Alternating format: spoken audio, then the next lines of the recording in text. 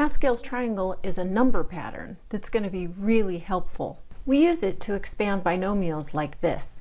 X and Y could be any two monomials added together, and n could be any exponent. Let's look at the general pattern. X plus y to the 0 power is just 1. X plus y to the first power is 1x plus 1y. And we want to emphasize the coefficients because that's where Pascal's triangle comes in.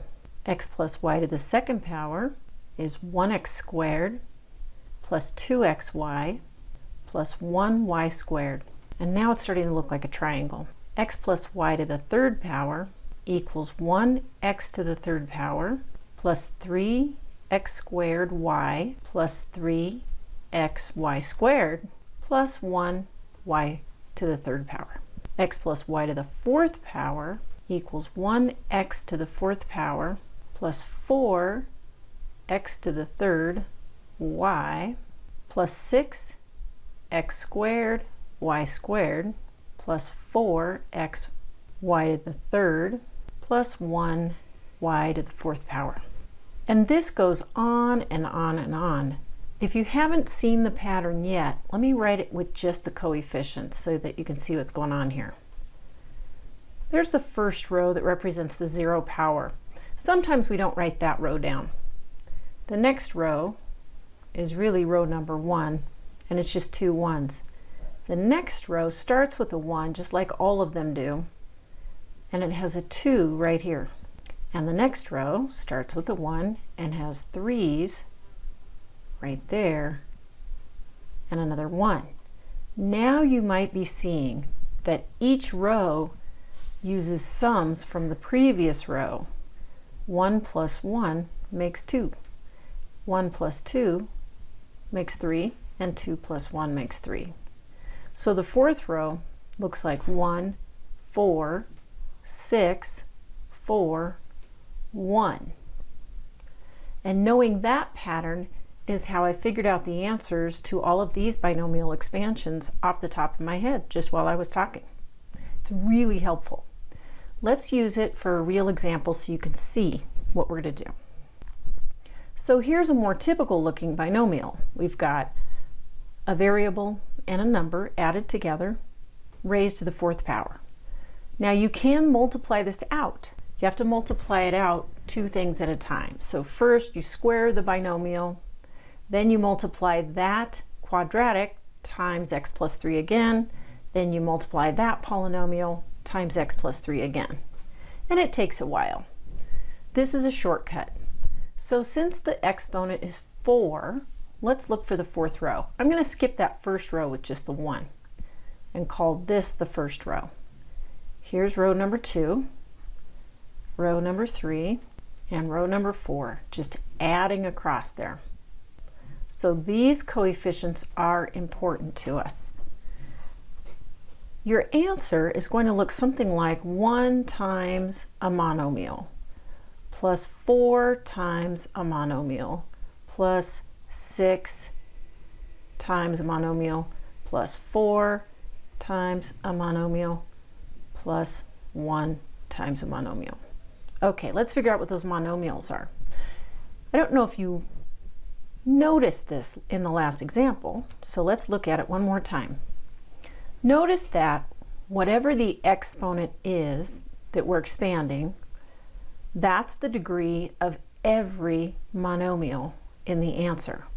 It's the degree of the expansion, but notice the exponents add up to that degree for every piece. So for the fourth row, we start out with x to the highest power, to the fourth. Then x decreases by 1 and y is introduced. Then x decreases again and y increases by 1. Then x decreases again and y increases again. Now, when x decreases again, there is no x, and y increases to the highest power. So that's x to the fourth, and then x to the third y, and then x squared y squared, and then x y to the third, and then just y to the fourth. Now in our example, The y is being replaced by the number 3, which is going to contribute to the coefficient. But let's start with it in pieces. For the first term, since the degree is 4, we just have x to the 4th. For the second term, the power of x decreases by 1, and we introduce the other part, which is 3. I'm going to write times, and I'm going to put 3 in parentheses. That's like 3 to the 1 power right there. In the next term, the power of x decreases to 2, and the power of 3 increases to 2.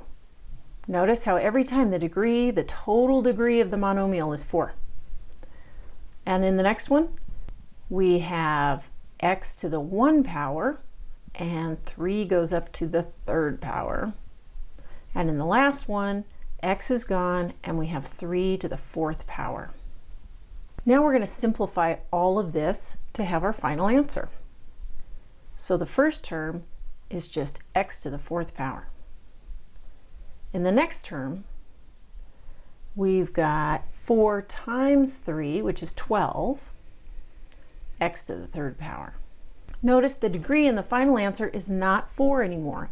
The degree of the entire answer is 4, but now that that was a number raised to a power, the degree of the monomial is actually just 3. Okay, plus, and now we have 3 squared, which is 9, times the 6 out in front, so that is 54x squared. Plus, and you're probably way ahead of me by now, 3 to the 3rd power is 27, times 4 is 108, and we just have x. And then finally we have 3 to the 4th power, which is 81. And that is the binomial expansion. All right, let's try one more example that's a little more complicated. This way you'll know if you've really mastered this, okay? So the exponent is 3, and we're looking for the 3rd row. That's pretty easy to generate, right? 1, 1, and then 1, 2, 1, and 1, 3, 3, 1. That's the row we need right there. So I'm writing 1 times blank, 3 times blank, 3 times blank, and 1 times blank.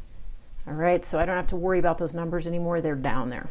Okay, the 2 terms that we are going to raise to different powers are 3x and -2. Think of that as add -2. So -2 is what we're going to do. Now, whenever you substitute negative numbers, use parentheses and follow PEMDAS very carefully. So this binomial is raised to the 3rd power. That's the degree. So in the first term, we've got 1 times 3x to the 3rd power. And in the second term, we've got 3 times, and then we have 3x to the 2nd power. And now we introduce that times -2 to the 1st power. The next term is plus 3 times 3x only to the 1 power now, and -2 raised to the 2nd power. In the final term, we have plus 1 times, no more 3x's, but we do have -2 raised to the 3rd power. All right. Let's simplify everything, and remember to follow PEMDAS carefully. That means if you see an exponent, you need to do that first. So 3x to the 3rd power is like 3 to the 3rd x to the 3rd. That is 27x to the 3rd, right? Okay, in the next one, we've got 3x squared in the middle there, so I'm going to go ahead and write that out as 9x squared times, and then we have -6, so that would be -54x squared. Okay, -2 squared is 4, and 4 times 9 is 36, so that's 36x. And in our final term, -2 to the 3rd power is -8, so I'm going to say -8. And that is the final answer. And that is how helpful Pascal's triangle can be when you are expanding binomials raised to various powers. I hope you can use this on your homework.